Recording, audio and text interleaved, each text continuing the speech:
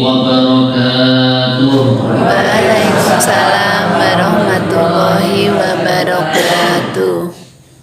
Nahmaduhu wa nusalli wa nusallimu ala rasulihil karim wa ala alihi wa sahbihi ajma'in, amma ba'd. Alhamdulillah, para rawuh, para alim, para ulama, para ustaz-ustazah, sepuh ini sepuh, dan semua hadirin hadirat yang bisa menghadiri kajian tentang hadis pada sore ini, hari ini yang dimuliakan Allah Ta'ala. Mari kita sama-sama bersyukur kehadiran Allah, juga membaca sholawat dan salam kepada junjungan kita, pensyafat kita, Nabi besar Muhammad SAW. Semoga kita sebagai hambanya Allah, sebagai umatnya, baginda Nabi Muhammad selalu mendapatkan ridho darinya, mendapatkan syafaat darinya. Allahumma amin.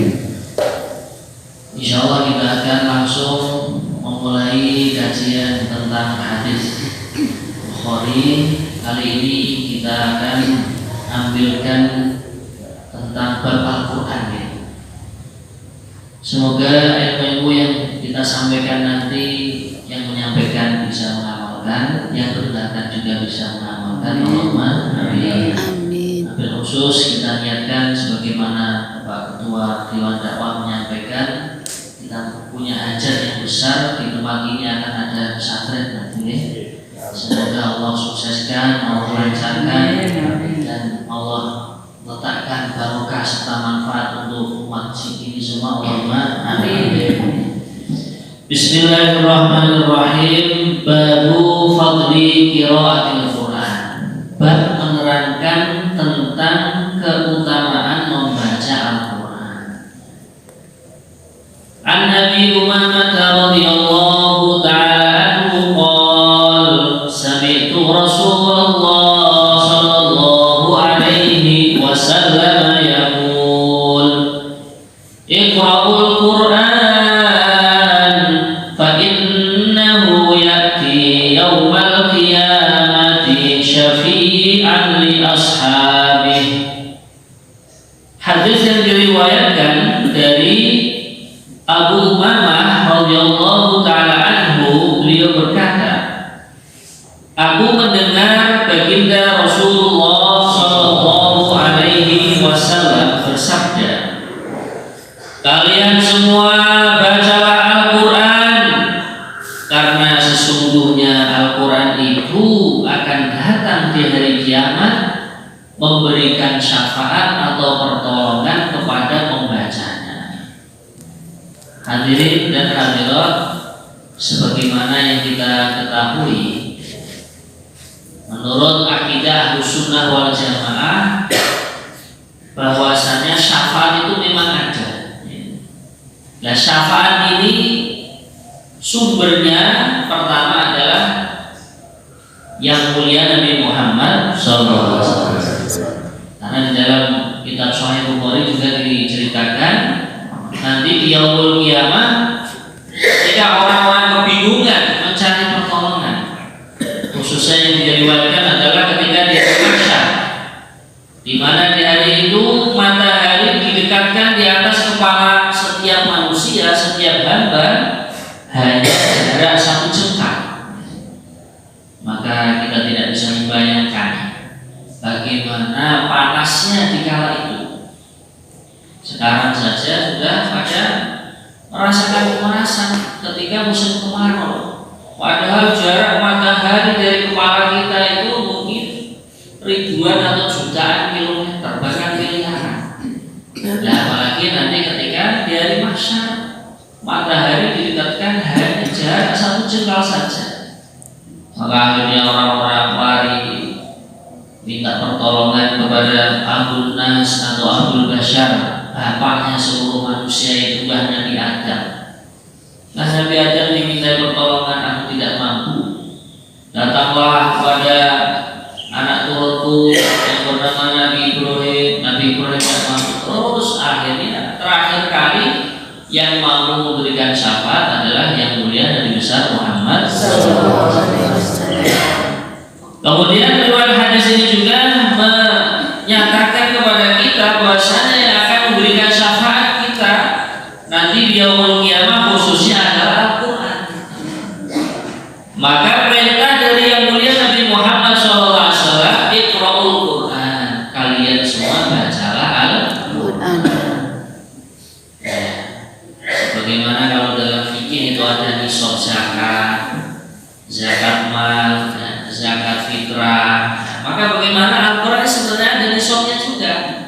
Kalau menurut ulama ahli tasawuf ada wiridannya. Wiridan Al-Quran atau nisabnya Al-Quran, misalkan setiap malam kita disunahkan untuk membaca surat Al-Mulk, surat Tabarakal-ladzi biyadihil mulk.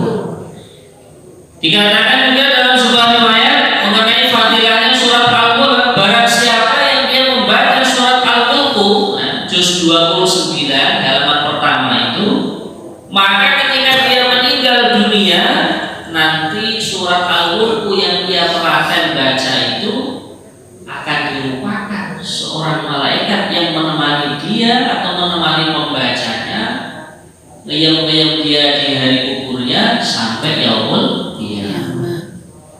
Termasuk nisabnya membaca Al-Quran orang yang takut melarat. Saya yakin takut melarat semua nih. Termasuk pulau.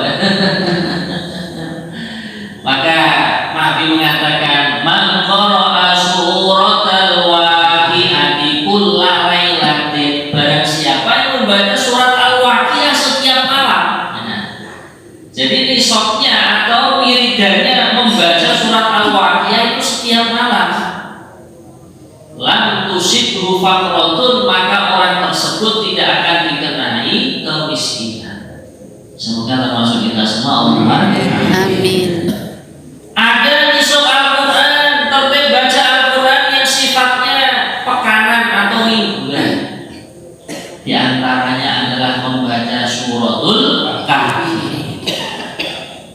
Dikatakan barang siapa yang ingin membaca surat Al-Kahfi setiap malam Jumat atau hari Jumatnya, maka Allah akan menjadikan suatu nur atau cahaya yang menghubungkan antara si pembaca dengan Baitul Atiq atau Ka'bah Al-Syarifah. Maka sebagian alim ulama memahami isyarah dari hadisnya Nabi ini, orang kok istiqomah membaca suratul Kahfi setiap hari Jumat, insya Allah orang tersebut akan dimudahkan untuk pergi ke Ka'bah. Allahumma amin. Kemudian juga hadirin dan hadirat sekalian yang dirahmati Allah Ta'ala, orang yang membaca Al-Quran setiap hari di rumahnya, maka rumah tersebut akan dikirimi malaikat oleh Allah Subhanahu wa Ta'ala. Di dalam riwayat hadis yang sahih, orang yang membaca suratul Baqarah setiap malam di rumahnya. Nah, ini agak berat nih kata saya, karena surat Al-Baqarah kan termasuk surat yang terpanjang, ya, kurang lebih hampir 2 juz setengah, kurang 1 pojok. Maka hadirin yang mulia, orang yang membaca suratul Baqarah setiap malam di rumahnya, wah itu demit-demit berarti ngikring. Apalagi kalau ditambahkan orang yang hafizul Quran itu ada nisab atau wiridan baca Al-Quran. Menurut Al-Imam An-Nawawi, orang yang diberikan anugerah oleh Allah bisa menghafal Al-Quran, dia dikatakan menjaga Al-Quran supaya tidak lupa.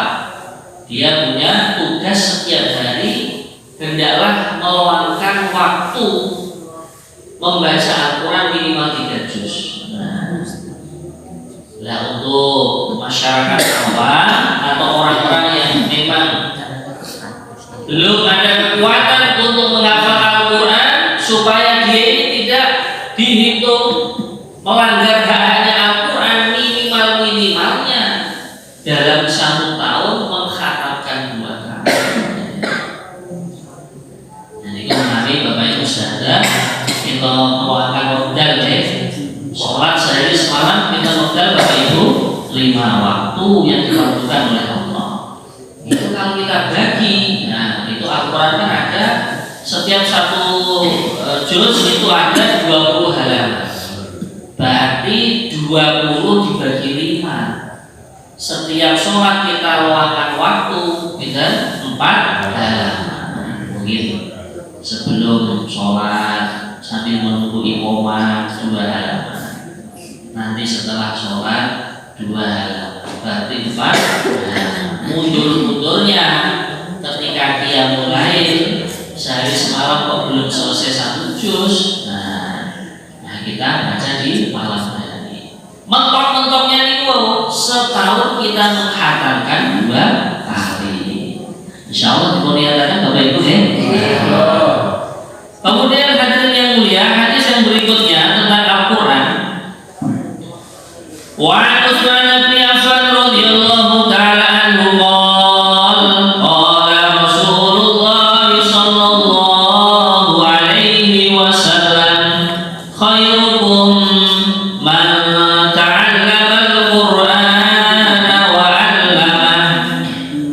Hadis diriwayatkan dari Sayyidina Utsman bin Affan radhiyallahu taala anhu, beliau berkata, yang mulia Nabi Muhammad sallallahu alaihi wasallam bersabda, sebaik-baik kalian adalah yang mempelajari Al-Quran dan mengajarkannya. Hadis sahih riwayat Imam Bukhari. Jadi isyarat dari sabda Nabi ini, kita akan menggapai, akan mencapai derajat yang dikatakan oleh Nabi, khairukum, sebaik-baik umat, sebaik-baik manusia adalah yang mau mempelajari Al-Quran dan mau mengajarkannya. Ya, dengan didikannya pondok pesantren.